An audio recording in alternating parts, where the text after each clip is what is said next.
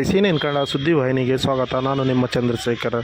ಬೆಂಗಳೂರು ಗ್ರಾಮದಲ್ಲಿ ಭೋವಿ ಒಡ್ಡರ ಸಮಾಜದವರು ಪುರಾತನ ಕಾಲದಿಂದ 40-50 ವರ್ಷಗಳ ಹಿಂದಿನಿಂದ ಸರ್ಕಾರಿ ಜಮೀನು 14 ಗುಂಟೆಗಳಲ್ಲಿ 40 ವರ್ಷಗಳಿಂದ ದೇವಸ್ಥಾನ ಆರಂಭ ಮಾಡಿ ಎಲ್ಲರೂ ಸೇವೆ ಸಲ್ಲಿಸ್ತಾ ಇದ್ದಾರೆ.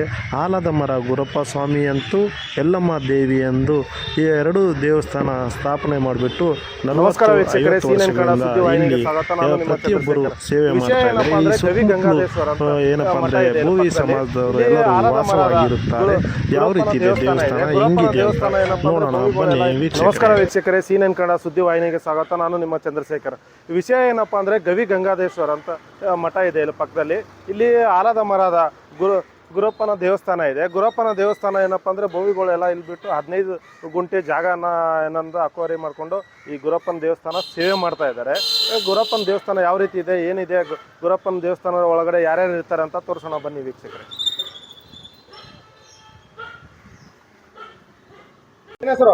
ನಮಸ್ಕಾರ, ನಮ್ಮ ಹೆಸರು ನಾಗರಾಜ್ ಅಂತ. ಹೇಳಿ ಸರ್ ವಿಷಯ. ನಾವು ದೇವಸ್ಥಾನ ಯಾವ ಬಗ್ಗೆ ಡೀಟೇಲ್ ಆಗಿ ನಾವು ಗವಿಪುರಂ ಗುಟ್ಟಳ್ಳಿ ಹುಟ್ಟಿರೋ ಜನ ನಾವು. ಇದು ಭೋವಿಗಳೆಲ್ಲ ಇಲ್ಲಿ ಇದ್ದಾರೆ. ಸುಮಾರು ನಾವು ಇದು ಎಕ್ಕದ ಗಿಡ, ಇದು ಸುಮಾರು ಇದು 40-50 ವರ್ಷ ಆಯಿತು ಈ ಎಕ್ಕದ ಗಿಡ ಬಂದಿದ್ದು. ಇದು ಸುಮಾರು ಒಂದು 25 ಅಡಿ ಇದೆ.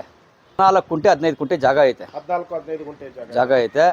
ಇದು ಪುರಾತನ 40 ವರ್ಷ ಆಯಿತು ದೇವಸ್ಥಾನ. ನಾವು ಗುರಪ್ಪ ಸ್ವಾಮಿ, ಇದು ಪುರಾತನ ಕಾಲದಲ್ಲಿ ನಮ್ಮ ಜನಗಳೆಲ್ಲ ಪೂಜೆ ಮಾಡ್ಕೊಂಬತ್ತಾ ಇದ್ರು. ಈಗ ನಾವು ಭೋವಿಗಳೆಲ್ಲ ಸೇರ್ಕೊಂಡು ಡೆವಲಪ್ ಮಾಡ್ತಾ ಇದ್ವಿ. ಬನ್ನಿ ಸರ್, ನಿಮ್ಮ ದೇವಸ್ಥಾನ ತೋರಿಸ್ತೀನಿ ನೋಡಿ. ಇದು ನಮ್ಮ ತ್ರಿಶೂಲ, ಇವು ತ್ರಿಶೂಲ. ಹೌದು ಹೌದು ಹೌದು. ಇದು ಆಲದ ಮರ ಗುರಪ್ಪ ಸ್ವಾಮಿ ದೇವಸ್ಥಾನ. ಇದು ಆಲದ ಮರ ಗುರಪ್ಪ ಆಲದ ಮರ ಗುರಪ್ಪ ಇವರು ಶಿವ ದೇವಸ್ಥಾನ. ಇದು ಆಲದ ಮರ ಗುರಪ್ಪ.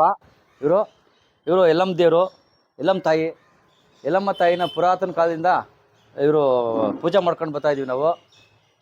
ನಮ್ಮ ಅರ್ಚಕರು, ನಮ್ಮ ಜಲಸ್ಮಕ್ಕರು ಅಂತ ಅರ್ಚಕರು ಇವರು. ಹಳಬ್ರು ಚಿಕ್ಕ ವಯಸ್ಸಿಂದ ಮಾಡ್ಕೊಂಬರ್ತಾವ್ರೆ, ಪೂಜೆ ಮಾಡ್ಕೊಂಬರ್ತಾವ್ರೆ ಇವರು. ಭೋವಿ ಸಮಾಜದವರು ನಾವೆಲ್ಲ ಸೇರ್ಕೊಂಡು. ಈ ಅಮ್ಮನೂ ಭೋವಿ ಸಮಾಜದವ್ರು.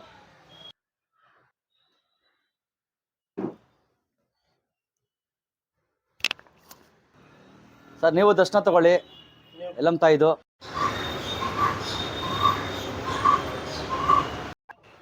ದೇವಸ್ಥಾನ ಕಟ್ಟಿಸ್ತಾ ಇದ್ದೀವಿ ನೋಡಿ, ಬನ್ನಿ ಸರ್. ಈ ರೀತಿ ಎಲ್ಲಮ್ಮನ ದೇವಸ್ಥಾನ ಕಟ್ಟಿಸ್ತಾ ಇದ್ದೀವಿ.